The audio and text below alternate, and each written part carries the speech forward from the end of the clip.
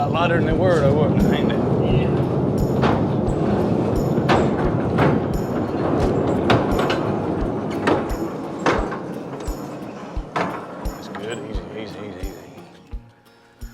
All right, folks, welcome back to beautiful PeachLand, North Carolina. Down here at Firewater Farm Sawmill. As you can see, we just rolled out our beautiful southern yellow pine that we just pulled out of our Nile L200 kiln. We cut this. These were fresh trees. As soon as we cut them, we put them in the kiln. Now, we had a comment and a question about that. Pine, as soon as you cut it, you can put it in the kiln and you want to, because pine will do what you call blue or mildew on you. So you want to dry it fast. You want to keep it from getting any kind of moisture on the surface. That's why, folks, if you look at this, there's no bluing, no moisture on it. This is what you want on a good kiln dried product. Now, these are some pretty big size beams. They're 7x7s. Folks, we was hoping maybe to get it down to 8, 10%. They're down to 15, which for such a big beam, that is awesome.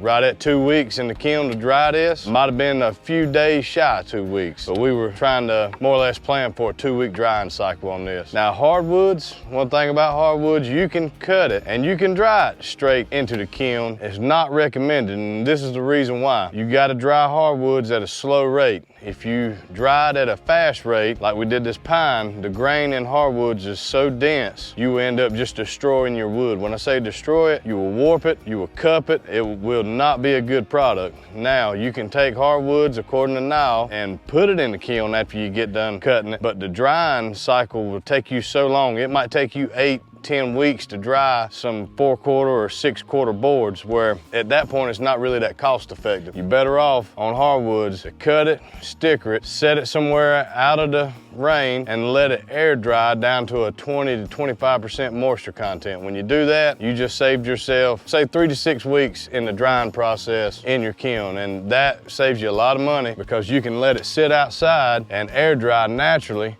and it don't cost you a dime, where if you put it in there and you do a slow drying cycle, you ain't doing it but costing yourself money. Hopefully that answered a few questions on this. Like I say, we cut this, we loaded it into our cart, into our kiln, all in the same day, and these trees were probably cut down by 2 weeks before we sawed them. Now, the starting moisture content on this stuff was around 40%, and we were able to get this thing down, like I say, to around 15%. Some of them measured 16, some of them measured, at the highest I had 17. So I hope this helps you out. These are beautiful, beautiful clear beams, folks. There ain't really that many knots in them, as you can see. Done a good drying process on it. I have one here on the outside that twisted on me a little bit, probably due to the tree. You never can tell sometimes on trees what kind of stress they're under, what they're gonna do when they dry. If I could predict that, I probably would be doing something besides sawing wood, because you can't never predict what wood is gonna do when you start drying it, but depending on the grain. You can look at it and you can kind of grade them a little bit and get a good idea about what it's gonna do, but we try to get some good, decent logs for these. And so another good tip about drying, kiln drying stuff, folks, as you could tell, I didn't cut these to length. I got them a little bit longer than what I need. That way, if anything cracked on the ends, like we got here, got a little bit of cracking, not nothing bad, I can cut that off and get down to a good clean end on this stuff. And that's what we're after on this nice house that this fella's building. We want some good quality beams, and he does. So we just went ahead and dried the entire log, and we're gonna get some other stuff out of the remaining waste that we have once we trim it. So if this helps anybody, y'all hit us up. Hope this answered a little bit of a few questions that y'all have out there, and maybe it'll help some people out that's looking to get into kiln drying, or maybe get something dried. So y'all have any questions or comments, hit us up in the comments section. We appreciate each and every one of you, and y'all have a good one.